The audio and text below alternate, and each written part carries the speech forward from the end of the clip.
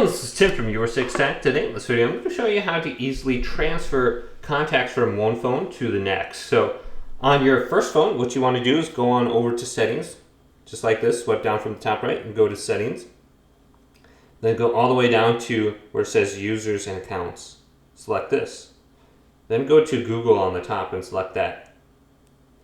Then at the bottom, go to where it says sync now and press this.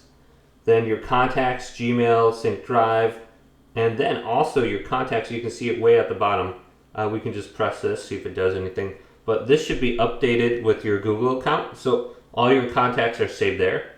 Now all you have to do on your second phone is go to the same location and you can just sync the contacts under here. And when you sync it, it should be synced to your first phone.